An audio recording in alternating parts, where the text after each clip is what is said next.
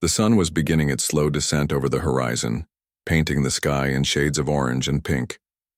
The streets of Washington, D.C. were alive with the hum of cars and the occasional chatter of pedestrians heading home after a long day. Among them was James Caldwell, a man whose name carried weight not just because he was respected but because he held one of the most powerful positions in the country, the director of the FBI. Known for his calm demeanor and sharp intellect, Caldwell had spent decades climbing the ranks of law enforcement, earning trust from colleagues and citizens alike. But on this particular evening, none of that mattered. Caldwell drove his black sedan through the city, glancing occasionally at the clock on the dashboard. He had been stuck in meetings all day, discussing strategies to combat rising cybercrime and reviewing sensitive intelligence reports. His mind was still occupied with thoughts of work when he realized he was speeding slightly. It wasn't intentional. He rarely broke the rules, but fatigue had dulled his focus. As he approached, a quiet intersection lined with trees, red and blue lights suddenly flashed behind him. His stomach tightened as he pulled over onto the shoulder, knowing what was coming next. He rolled down his window and waited patiently, watching as two police officers stepped out of their patrol car. One officer walked toward him while the other lingered near the squad car, his hand resting casually on the grip of his holstered gun. The approaching officer leaned into the window, his expression unreadable behind mirrored sunglasses. "License and registration?" he said curtly, his voice carrying an edge that felt unnecessarily harsh. Caldwell nodded, keeping his movements deliberate and calm as he reached for his wallet and the glove compartment. He handed over the requested documents, expecting nothing more than a routine traffic stop. After all, it wasn't uncommon for someone like him to get pulled over. Even people in high-profile positions weren't above the law. But something about the officer's demeanor changed when he glanced at the license. His eyes narrowed and he took a step back, muttering something under his breath before calling for backup over his radio. Caldwell frowned, confused by the sudden escalation. Within moments, 3 more squad cars arrived, their flashing lights, creating a surreal spectacle on the otherwise peaceful street.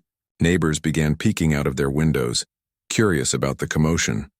Some even grabbed their phones to record the scene, sensing that this was no ordinary traffic stop.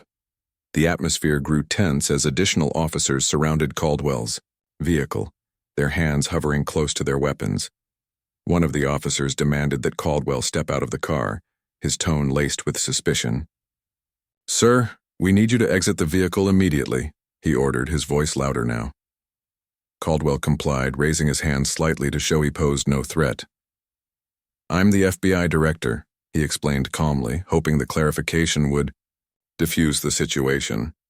But instead of easing tensions, his words seemed to make things worse.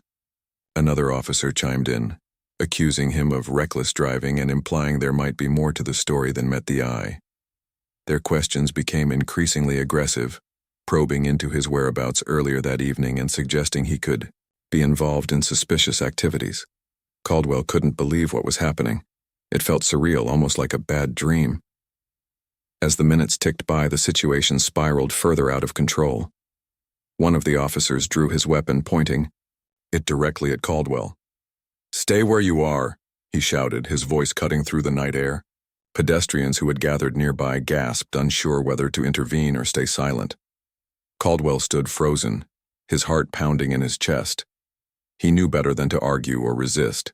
Years of experience in law enforcement had taught him that any sudden movement could escalate matters dangerously. Yet he couldn't help feeling a deep sense of injustice. How could this be happening? He dedicated his life to serving the public, yet here he was, being treated like a criminal. It wasn't until a senior officer arrived on the scene that things began to shift. Recognizing Caldwell instantly, the senior officer intervened, speaking firmly to the others. "Stand down," he commanded, his voice cutting through the chaos. The tension eased slightly as the drawn weapon was lowered, and Caldwell was allowed to explain himself fully. Once the misunderstanding was cleared up, apologies were muttered, though they sounded hollow in the charged atmosphere. By then, however, the damage had already been done. Footage of the incident captured by bystanders quickly went viral, sparking outrage across social media platforms. People debated fiercely, some defending the officer's actions while others condemned them as excessive and unwarranted. For Caldwell, the ordeal was far from over. Back at his office the following morning, he sat quietly at his desk replaying the events of the previous night in his mind. Though shaken, he refused to let anger dictate his response. Instead, he decided to take action. Calling a meeting with top officials within the Bureau, he outlined the details of the incident and expressed his concerns about the behavior displayed by the officers involved. He emphasized the need for accountability, reminding everyone present that trust between law enforcement and the public was fragile and must be nurtured carefully. A formal complaint was filed, prompting both internal reviews and external investigations. News outlets seized on the story, turning it into a national talking point. Headlines blared accusations of misconduct, while commentators dissected every detail of the encounter. Public opinion was divided. Some argued that the officers were simply doing their jobs, following protocol regardless of who was behind the wheel. Others saw the incident as emblematic of deeper issues plaguing law enforcement, issues like racial profiling, abuse of power, and systemic biases. Protesters took to the streets in several cities, holding signs that read, "Justice for all," and demanding reforms to ensure fairness and transparency in policing practices. Meanwhile, investigators dug deeper into the backgrounds of the officers involved. What they uncovered added fuel to the fire. Surveillance footage from a nearby gas station revealed discrepancies in the initial report filed by the lead officer. Instead of adhering strictly to facts, the officer had embellished certain details, portraying Caldwell's actions in a more incriminating light. Further digging unearthed troubling patterns. Multiple complaints had been lodged against the same officer in the past, alleging racial profiling and excessive use of force. These revelations painted a damning picture, casting doubt on his credibility and professionalism. As pressure mounted, disciplinary actions followed swiftly. The lead officer was placed on administrative leave pending further investigation. Not long afterward, charges were formally brought against him, including perjury and misconduct. His arrest made headlines once again, reigniting discussions about accountability within law enforcement. Many viewed the case as a wake-up call, highlighting the urgent need for systemic changes. Others pointed out that such incidents were not isolated but part of a broader pattern affecting communities nationwide. Despite the whirlwind of controversy surrounding him, Caldwell remained steadfast. Rather than retreating from the spotlight, he embraced it, using his platform to advocate for meaningful reform. At town halls, conferences, and televised interviews, he spoke passionately about the importance of mutual respect between law enforcement and citizens. He called for improved training programs, better oversight mechanisms, and greater transparency in how complaints against officers were handled. His message resonated with many, earning him praise from activists and community leaders alike. Yet, the experience left its mark on Caldwell personally. Late at night, when the world quieted down and he found himself alone with his thoughts, he couldn't shake the memory of standing on that roadside, staring down the barrel of a gun. It was a stark reminder of how quickly power dynamics could shift, even for someone in his position. Still, he refused to let bitterness take root. Instead, he channeled his energy into making sure no one else would endure what he had. For Caldwell, the incident wasn't just a personal affront. It was a catalyst for change, a chance to address flaws in a system he cared deeply about. And so, with renewed determination, he pressed forward, driven by the belief that justice should never depend on rank or title but on fairness and integrity for all. The days following the incident were a whirlwind for James Caldwell. The viral videos and headlines dominated every news channel, turning what should have been a private matter into a public spectacle. Reporters camped outside his home and office, eager to capture any reaction from the FBI director. Some journalists painted him as a victim of overzealous policing, while others questioned whether his position made him untouchable or if he was using the situation to push an agenda. Amidst the chaos, Caldwell tried to maintain his composure, but it wasn't easy. Each morning he woke up to notifications flooding his phone, tweets, articles, and opinion pieces dissecting every detail of the encounter. It was exhausting, yet he knew the story had taken on a life of its own, transcending his personal experience. At work, the atmosphere was tense. Colleagues approached him cautiously, unsure of what to say. Some offered support, expressing outrage at how he'd been treated. Others avoided eye contact altogether, perhaps fearing they might inadvertently offend him or find themselves dragged into the controversy. Behind closed doors, senior officials debated how best to handle the fallout. While most agreed that accountability was crucial, there were murmurs of concern about setting a precedent. What if this case emboldened others to challenge law enforcement more aggressively? Caldwell listened patiently during these discussions, but he couldn't ignore the underlying tension. He understood their hesitation, he really did, but he also believed that staying silent would only perpetuate the cycle of mistrust between citizens and police. Meanwhile, the media frenzy continued to grow. Talk shows invited experts to weigh in on the incident with opinions sharply divided. On one side, critics argued that the officers involved had acted appropriately given the circumstances. They pointed out that Caldwell had been speeding and suggested that even someone in his position shouldn't expect special treatment. If we start making exceptions based on rank, one commentator argued, then where do we draw the line? Others countered that the response had been disproportionate and unwarranted.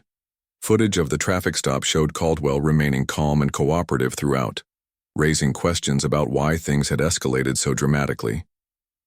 Why hadn't the officers recognized who he was sooner? And why had they resorted to drawing weapons when he posed no apparent threat? As the debate raged on, Caldwell found himself reflecting on the broader implications of the incident.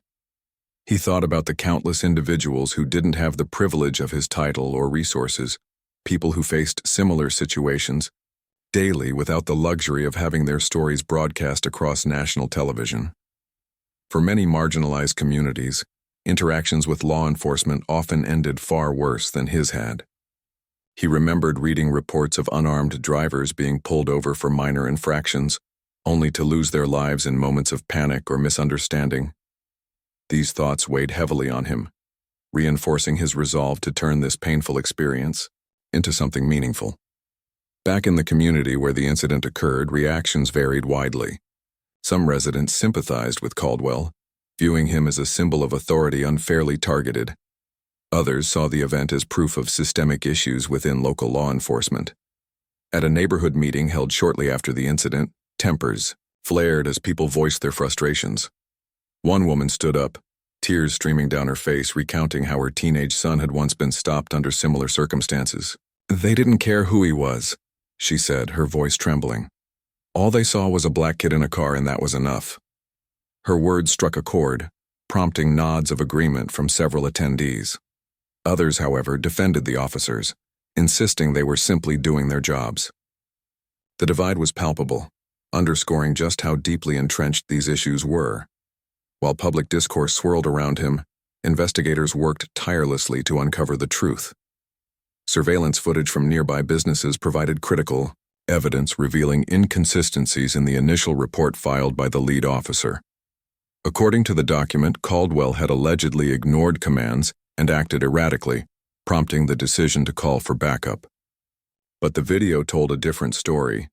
It showed Caldwell complying with instructions almost immediately, his movements deliberate and non-threatening. Furthermore, records revealed that the same officer had a troubling history of misconduct. Multiple complaints had been filed against him over the years, ranging from racial profiling to excessive use of force.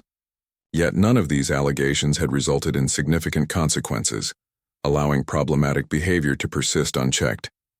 The revelation shocked many, including some within the police department itself. Internal memos leaked to the press exposed divisions among officers, with some calling for stricter oversight and others dismissing the accusations as politically motivated. The lead officer's arrest marked a turning point in the case, sending shockwaves through both the local community and law enforcement agencies nationwide. Charges of perjury and abuse of authority carried serious implications, not just for the individual involved, but for the institution he represented. Critics seized on the opportunity to demand sweeping reforms, arguing that such cases highlighted the urgent need for accountability and transparency. Supporters of the officer, meanwhile, claimed he was being scapegoated to appease public anger, warning that prosecuting him could set a dangerous precedent for future interactions between police and civilians. For Caldwell, the mounting pressure was relentless. Every interview request, every article analyzing his actions, felt like another layer of scrutiny piling onto an already heavy burden. Yet he refused to shy away from the spotlight.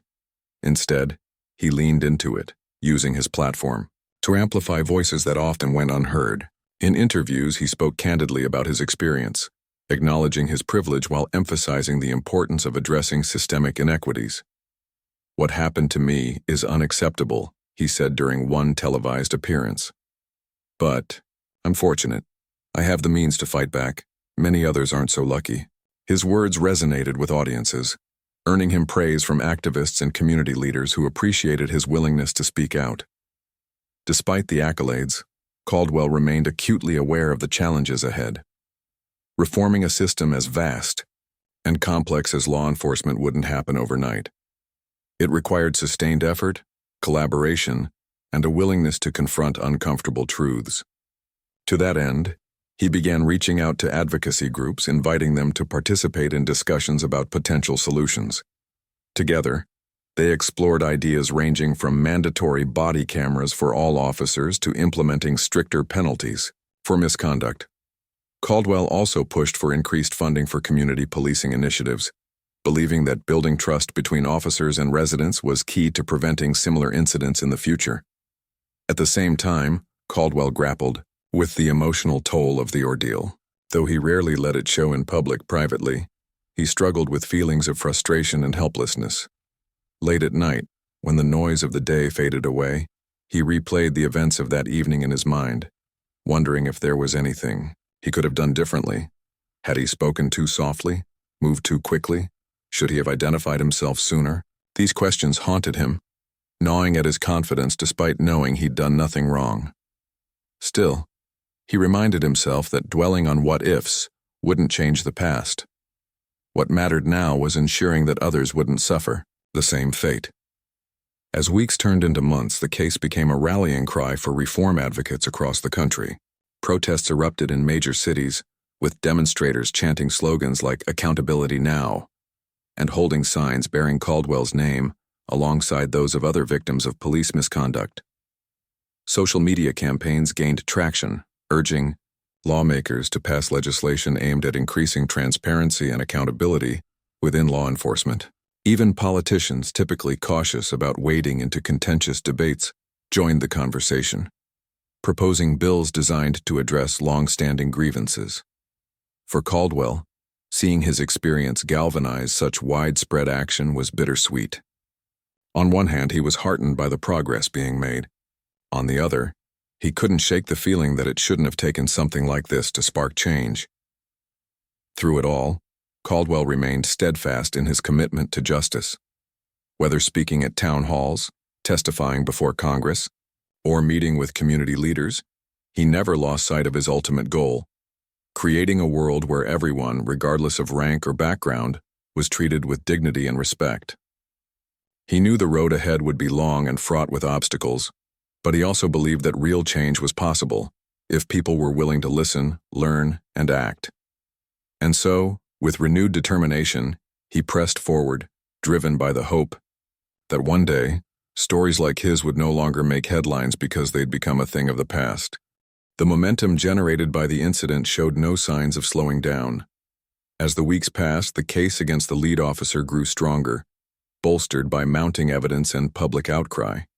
Investigators uncovered additional details that painted an even more troubling picture of his conduct over the years. Internal documents revealed patterns of behavior that went beyond mere negligence. They pointed to a systemic failure within the department to address repeated complaints. For instance, in one instance, a young woman had accused the officer of using excessive force during a routine stop, claiming he had twisted her arm unnecessarily and mocked her when she protested. Her complaint had been dismissed as unfounded, despite corroborating witness statements. Another case involved a man who alleged racial profiling after being stopped multiple times for no apparent reason other than driving through predominantly white neighborhoods. Each time, the officer's superiors had either ignored the allegations or issued mild reprimands that did little to deter future misconduct. These revelations fueled widespread anger, particularly among communities of color who had long voiced concerns about biased policing. Activists seized on the opportunity to highlight how such cases were not isolated incidents, but part of a larger pattern of discrimination and abuse. Protesters organized marches and rallies across the country, demanding justice not just for Caldwell but for countless others whose stories had gone untold. In cities like Chicago, Atlanta, and Los Angeles, thousands gathered in public squares, chanting slogans and holding placards bearing messages like, "Enough is enough," and "Justice for all." Social media played a pivotal role in amplifying these voices, with hashtags like Connor's Accountability Matters trending for days. People shared personal stories of their own encounters with law enforcement, creating a digital archive of grievances that underscored the urgency of reform. Amidst this growing movement, James Caldwell found himself at the center of a delicate balancing act. On one hand, he was grateful for the support pouring in from advocates and ordinary citizens alike. Their energy and determination inspired him, reminding him why he'd chosen a career in law enforcement in the first place: to serve and protect. Yet, on the other hand, he worried about being seen as the face of the movement. He understood that his position gave him a unique platform, but he also knew that true change required collective effort, not reliance on a single individual. During interviews and public appearances, he made it a point to redirect attention toward grassroots organizations and community leaders who had been fighting for reform long before his name became associated with the cause. "This isn't about me," he often said. "It's about all of us coming together to create a system that works for everyone." Despite his efforts to share the spotlight, critics still questioned his motives. Some accused him of using the incident to further his own agenda, suggesting that his calls for reform were politically motivated rather than genuinely altruistic. Others dismissed his advocacy as performative, arguing that someone in his position couldn't possibly understand the struggles faced by marginalized communities. While these accusations stung, Caldwell refused to let them derail his mission. Instead, he doubled down on his commitment to listening and learning. He attended town hall meetings in underserved neighborhoods, sitting quietly as residents aired their grievances. He met with families who had lost loved ones to police violence, offering condolences and promising to do everything in his power to prevent similar tragedies. These experiences deepened his understanding of the issues at hand and reinforced his belief that meaningful change required empathy as much as policy. Meanwhile, the legal proceedings against the lead officer moved forward, drawing intense scrutiny from both the media and the public. The courtroom became a battleground, with attorneys on both sides presenting compelling arguments. Prosecutors highlighted the damning evidence, including surveillance footage, witness testimonies, and documented complaints, painting the officer as a reckless individual who abused his authority. Defense lawyers countered by arguing that their client was simply following protocol and that the charges against him were exaggerated due to public pressure. They portrayed Caldwell as a figurehead of privilege, implying that his status had influenced the investigation and subsequent charges. This narrative gained traction among certain segments of the population, sparking heated debates online and offline. Back in Washington, D.C., Caldwell continued to push for legislative changes aimed at addressing the root causes of police misconduct. Working closely with lawmakers, he helped draft proposals focused on increasing accountability and transparency within law enforcement agencies. One key recommendation was the implementation of independent oversight boards tasked with reviewing complaints against officers. These boards would operate separately from police departments, ensuring impartiality and reducing the risk of bias. Another proposal called for mandatory de-escalation training for all officers, emphasizing techniques designed to minimize conflict and build trust with the public. Caldwell also advocated for stricter penalties for misconduct, arguing that lenient punishments only perpetuated bad behavior. While progress was slow, there were signs of hope. Several states began introducing bills based on Caldwell's recommendations, signaling a shift in attitudes toward policing. Lawmakers who had previously resisted reform now found themselves under immense pressure to act, aware that ignoring the issue could cost them votes in upcoming elections. Even some police unions traditionally resistant to change started showing willingness to engage in dialogue, recognizing that maintaining public trust was essential for their survival. Though far from perfect, these developments marked important steps toward creating a fairer and more equitable system. For Caldwell, the journey was far from easy. The constant scrutiny took a toll on his mental health, leaving him drained and anxious. Friends and family urged him to take a step back, to prioritize self-care and recharge. But Caldwell felt a deep sense of responsibility to see things through. Every time he considered stepping away, he thought about the people counting on him, the mothers who feared for their sons' safety, the fathers who wanted better futures for their daughters, the activists risking everything to demand justice. Their courage kept him going, even on days when doubt crept in. In quieter moments, Caldwell reflected on how much his perspective had shifted since that fateful night.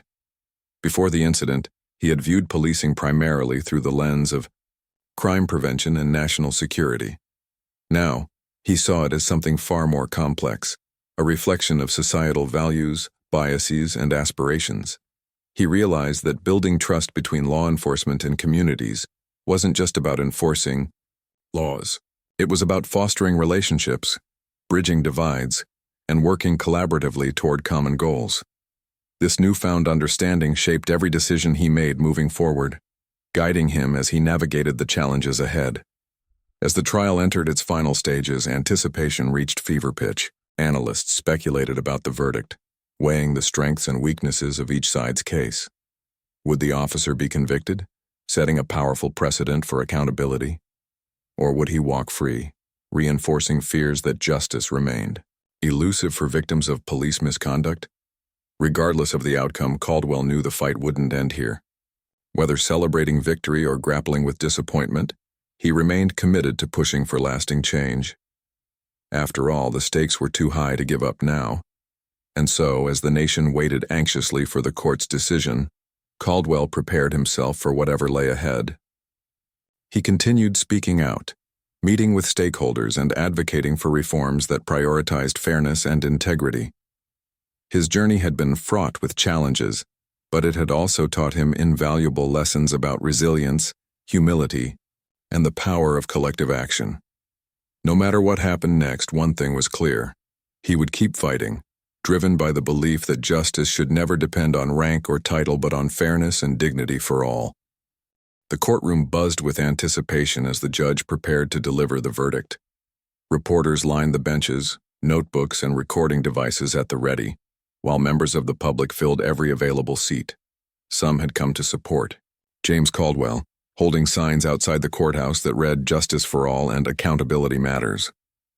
Others were there on behalf of the accused officer, their faces etched with worry or defiance depending on who they supported. Inside, the air was thick with tension, each side bracing for an outcome that would ripple far beyond the walls of the courtroom. For Caldwell, this moment carried immense weight, not just because it involved his own experience, but because it symbolized a broader struggle for fairness and accountability within law enforcement. When the judge finally spoke, the room fell silent. Guilty on multiple counts, including perjury and abuse of authority, the verdict sent shockwaves through the crowd. Supporters erupted in cheers, hugging one another and wiping away tears of relief. On the other side, those backing the officer sat in stunned silence, some shaking their heads in disbelief. The convicted officer himself remained stoic, though his clenched jaw betrayed the storm of emotions brewing beneath the surface. As bailiffs led him away, Caldwell watched from his seat, his expression unreadable. While many might have expected triumph or vindication, what he felt was something closer to exhaustion. This wasn't about winning or losing. It was about whether justice could truly prevail in a system riddled with flaws. In the days following the verdict, reactions poured in from all corners of society. Politicians praised the decision as a step toward greater accountability. vowing to implement reforms aimed at preventing similar incidents in the future. Activists hailed it as a victory for marginalized communities, pointing out that such outcomes were rare in cases involving police misconduct. Yet not everyone celebrated. Critics argued that the conviction set a dangerous precedent, claiming it would discourage officers from doing their jobs effectively for fear of facing harsh consequences. Online forums buzzed with heated debates, dividing people into camps of staunch supporters and vocal detractors.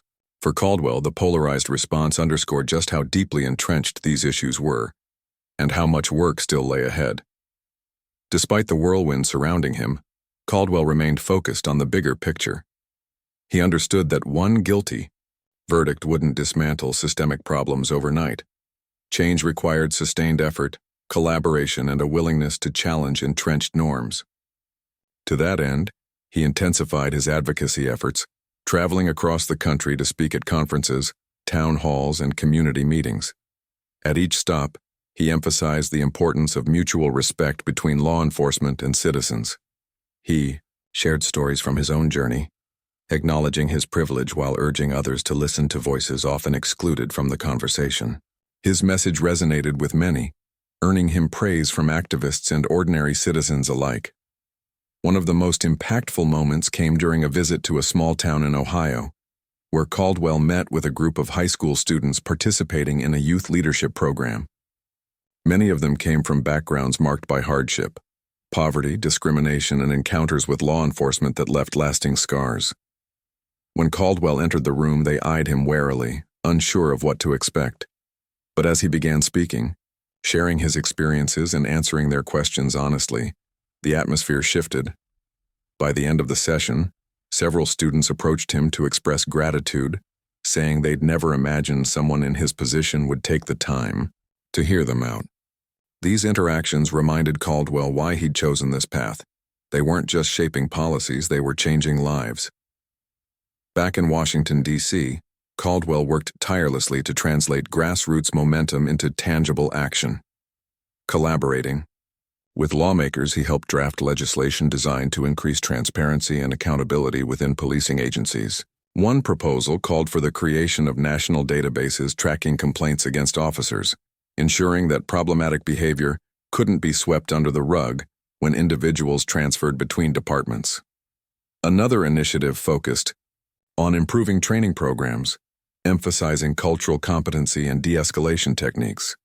Caldwell also pushed for funding to expand community policing efforts, recognizing that building trust required more than policy changes. It demanded personal connections. Though progress was slow, there were glimmers of hope. Several states passed laws inspired by Caldwell's recommendations, signaling a shift in attitudes toward policing. Lawmakers who had once resisted reform now found themselves under pressure to act, aware that ignoring the issue could cost them votes in upcoming elections. Even some police unions, traditionally resistant to change, began showing willingness to engage in dialogue. They recognized that maintaining public trust was essential for their survival, and started exploring ways to improve relations with the communities they served. While far from perfect, these developments marked important steps toward creating a fairer and more equitable system. For Caldwell, the journey was far from easy.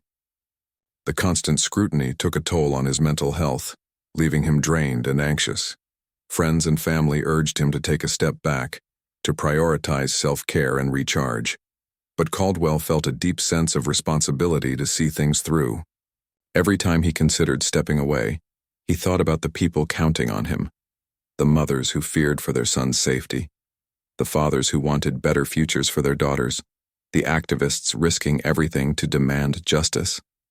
Their courage kept him going even on days when doubt crept in. In quieter moments, Caldwell reflected on how much his perspective had shifted since that fateful night. Before the incident, he had viewed policing primarily through the lens of crime prevention and national security. Now he saw it as something far more complex, a reflection of societal values, biases, and aspirations. He realized that building trust between law enforcement and communities wasn't just about enforcing laws. It was about fostering relationships, bridging divides, and working collaboratively toward common goals. This newfound understanding shaped every decision he made moving forward, guiding him as he navigated the challenges ahead. As the months passed, Caldwell continued to face criticism from various quarters. Some accused him of overstepping his role as FBI director, suggesting that his advocacy efforts blurred the line between law enforcement and activism. Others dismissed his initiatives as superficial, arguing that real change required deeper structural reforms than what he was proposing. While these accusations stung, Caldwell refused to let them derail his mission. Instead, he doubled down on his commitment to listening and learning. He attended town hall meetings in underserved neighborhoods, sitting quietly as residents aired their grievances. He met with families who had lost loved ones to police violence, offering condolences and promising to do everything in his power to prevent similar tragedies. These experiences deepened his understanding of the issues at hand and reinforced his belief that meaningful change required empathy as much as policy. Despite the challenges, Caldwell remained hopeful. He saw glimpses of progress everywhere he looked, from the growing number of young people engaging in activism to the increasing willingness of institutions to confront uncomfortable truths. He believed that change was possible if people stayed committed to the cause. In speeches and interviews, he often quoted Martin Luther King Jr., reminding audiences that the arc of the moral universe is long, but it bends toward justice. Though the road ahead would undoubtedly be fraught with obstacles, he remained steadfast in his resolve to keep pushing forward. And so, as the nation continued to grapple with questions of accountability and reform, Caldwell pressed on, driven by the belief that justice should never depend on rank or title, but on fairness and dignity for all. Whether speaking at rallies, testifying before Congress, or meeting with community leaders, he never lost sight of his ultimate goal: creating a world where everyone, regardless of background, could feel safe and respected. It was a daunting task, but one he embraced with unwavering determination.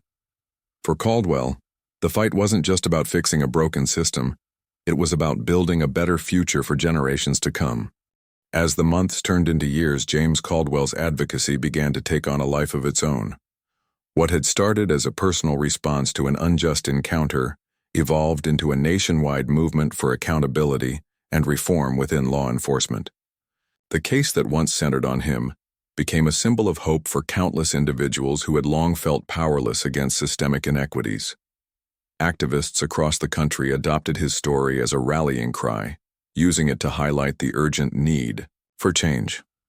From community organizers in urban centers to grassroots leaders in rural towns, people found inspiration in Caldwell's determination to turn adversity into action. His name became synonymous with resilience, a reminder that even those in positions of power weren't immune to injustice, but could use their privilege to uplift others. One of the most significant milestones came when Congress passed landmarks legislation aimed at addressing police misconduct. Dubbed the Accountability and Trust Act, the bill incorporated many of the recommendations Caldwell had championed over the years. It mandated the creation of independent oversight boards in every state, tasked with reviewing complaints against officers and ensuring transparency in disciplinary actions. The law also required all law enforcement agencies to implement comprehensive training programs focused on de-escalation, implicit bias, and cultural competency. Perhaps most importantly, it established a national database to track incidents of misconduct, preventing problematic officers from simply transferring to new departments without scrutiny. Though the bill faced fierce opposition from certain quarters, its passage marked a turning point in the fight for reform. For Caldwell, seeing the legislation signed into law was both gratifying and humbling. He attended the signing ceremony, alongside activists, lawmakers, and families impacted by police violence. As he stood on the stage, listening to speeches that praised his contributions, he couldn't help but reflect on how far they'd come and how much farther they still had to go. Later that evening, during a private dinner with close friends and colleagues, someone raised a toast to him, calling him a hero. Caldwell smiled politely, but shook his head. "I'm no hero," he said softly. "This isn't about me. It's about everyone who's fought for justice long before I joined this battle." My role has just been to amplify their voices. Despite the progress, challenges persisted.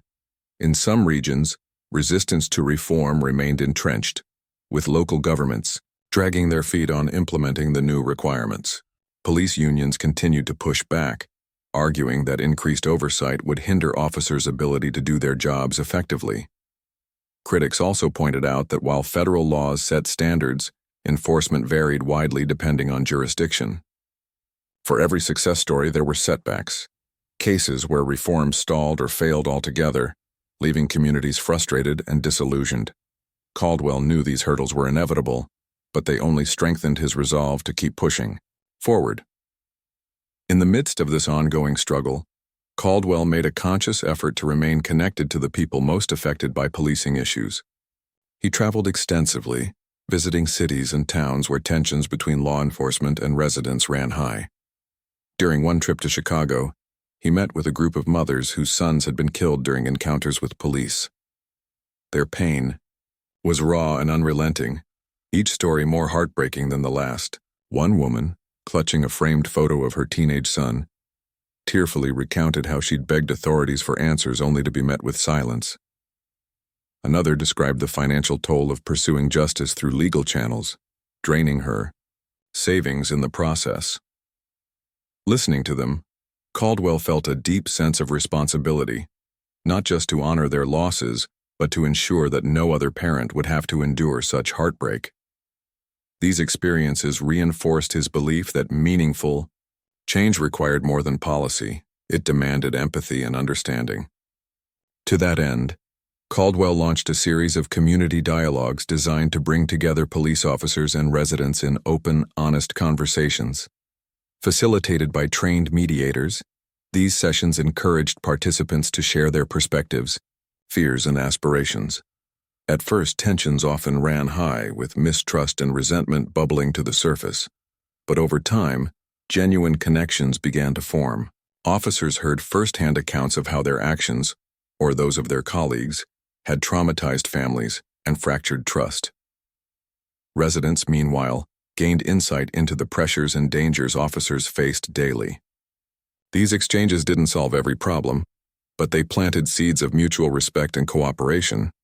Back in Washington, D.C., Caldwell worked tirelessly to secure funding for initiatives aimed at bridging divides between law enforcement and communities. He partnered with philanthropic organizations to establish grants supporting youth mentorship programs, conflict resolution workshops, and mental health resources for both officers and civilians. One particularly successful project involved pairing police recruits with local teenagers for mentorship sessions. Through activities like sports tournaments, art projects, and career fairs, participants built relationships based on shared interests rather than preconceived notions. Many officers reported that these interactions changed their perceptions of the communities they served, fostering a sense of camaraderie instead of suspicion. Yet despite his outward focus on advocacy, Caldwell struggled privately with the emotional toll of his work. The constant barrage of tragic stories weighed heavily on him, leaving him drained and restless. Nights were often sleepless, his mind replaying memories of protests, courtrooms, and grieving families. Sarah noticed the toll it took on him, urging him to seek counseling or take breaks when needed. "You can't pour from an empty cup," she reminded him gently. Though reluctant at first, Caldwell eventually agreed to meet with a therapist, finding solace in having a safe space to process his emotions. Over time, he learned coping strategies that helped him manage stress while staying grounded in his mission. Amidst the highs and lows, Caldwell occasionally allowed himself moments of reflection. On quiet evenings, he would sit by the window of his study, sipping tea and flipping through old journals filled with notes from meetings, speeches, and brainstorming sessions. Each page told a story of perseverance, the late-night strategy, calls, the heated debates, the small victories that added up to something greater. He thought about the people who had supported him along the way, colleagues who stood by his side, activists who inspired him with their courage, and ordinary citizens who believed in the possibility of change. Their collective strength reminded him that he wasn't alone in this fight. Even as recognition poured in, from award ceremonies to honorary degrees, Caldwell remained steadfast in deflecting praise. He understood that true leadership wasn't about accolades but about empowering others to lead. To that end, he began mentoring young advocates, sharing lessons learned from his own journey. Whether speaking at university lectures or hosting informal gatherings, he emphasized the importance of patience, persistence, and collaboration. "Change doesn't happen overnight," he often said. "But if you stay committed and keep showing up, you'll see progress, even if it's small." By the time Caldwell reached the twilight of his career, the landscape of law enforcement had shifted significantly.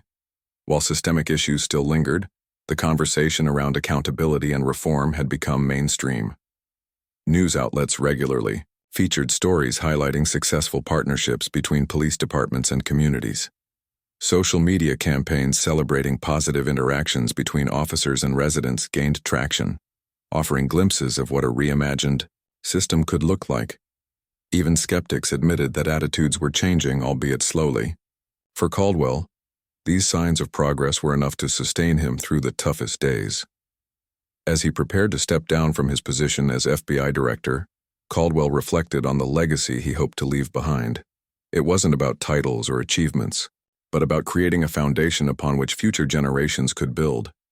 He envisioned a world where trust between law enforcement and communities was not the exception, but the norm. A world where justice truly applied to everyone, regardless of rank, race, or background. Though he knew the road ahead would be fraught with challenges, he trusted that the momentum generated by so many dedicated individuals would carry the movement forward.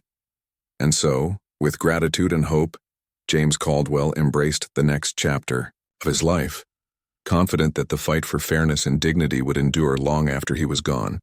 As the years rolled on, James Caldwell's relentless push for reform began to bear fruit in ways that few could have anticipated.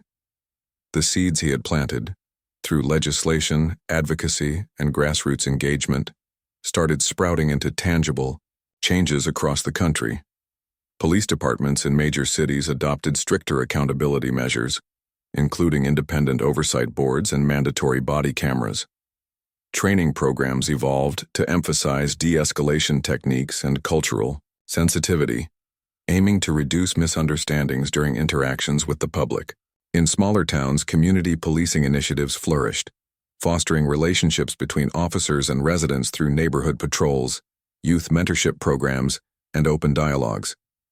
While progress wasn't uniform or universal, it was undeniable, a slow but steady shift toward a more equitable system. Yet Caldwell knew better than to rest on his laurels. He understood that change was fragile, susceptible to being undone by complacency or resistance. Every victory felt like a step forward, but each new challenge reminded him how much work remained. High-profile incidents of police misconduct continued to surface periodically, reigniting debates about whether reforms were moving fast enough. Critics argued that piecemeal changes weren't enough. They called for radical overhauls of the entire system. Supporters countered that incremental progress was still progress, urging patience while acknowledging the urgency of the situation. Caught in the middle, Caldwell often found himself mediating these discussions, reminding everyone involved that lasting transformation required both persistence and compromise. One particularly poignant moment came when Caldwell returned to the small Ohio town where he'd spoken to high school students years earlier. Now young adults, many of those same students approached him after a community forum, eager to share updates on their lives. One young man recounted how Caldwell's visit had inspired him to pursue a career in criminal justice reform. Another woman described organizing a local campaign to improve relations between her neighborhood and the police department. Hearing their stories filled Caldwell with pride and gratitude. It was proof that even small actions could spark meaningful change.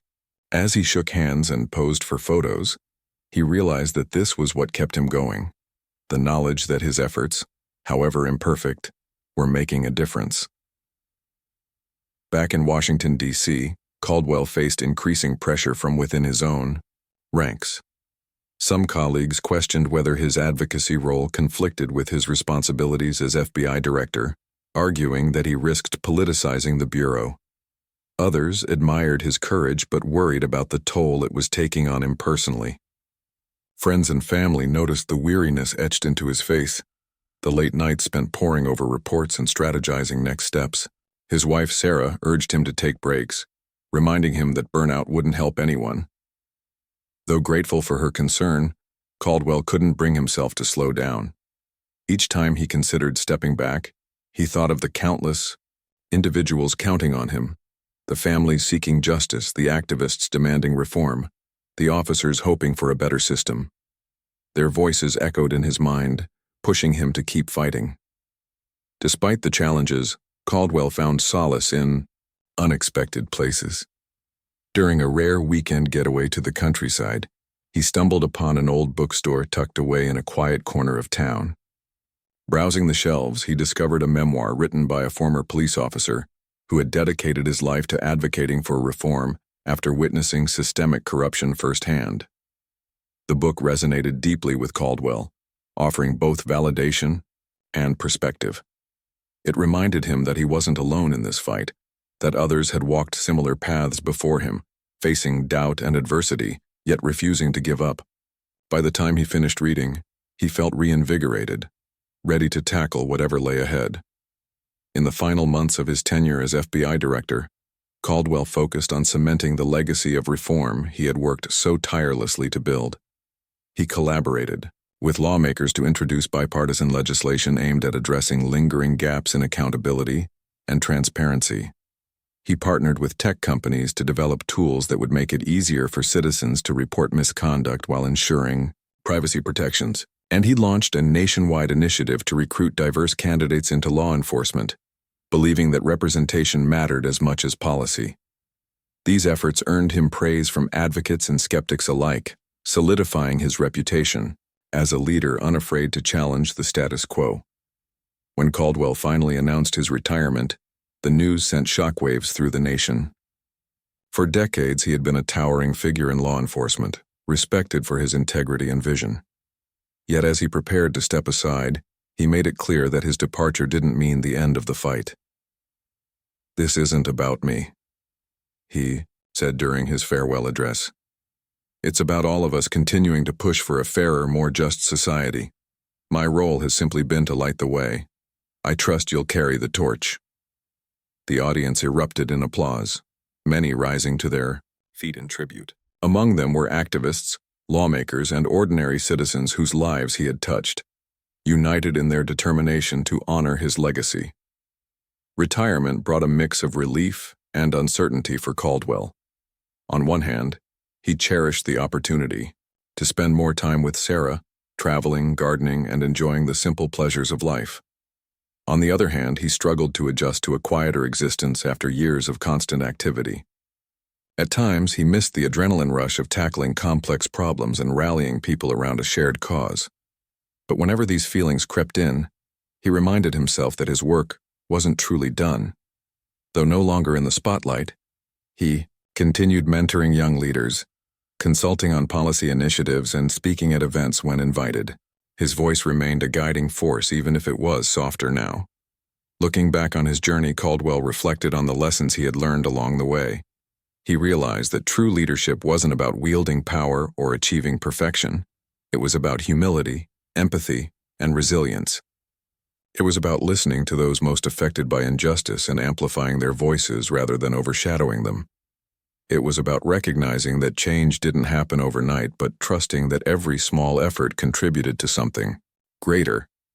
Most importantly, it was about staying grounded in purpose, even when the road seemed impossibly long. As the sun set on another day, Caldwell sat on the porch of his home, sipping a cup of coffee and watching the world go by. News alerts buzzed on his phone, updating him on the latest developments in the ongoing fight for reform. Some days brought victories, others setbacks. But Caldwell no longer measured success solely by headlines or statistics. Instead, he looked at the faces of the people he had met, their hopes, dreams, and struggles, and found reassurance in knowing that he had played a part in shaping a brighter future. For James Caldwell, the journey had been arduous, rewarding, and transformative. And though he might not see the full impact of his efforts in his lifetime, he believed wholeheartedly that the arc of justice would continue bending toward fairness, one step at a time.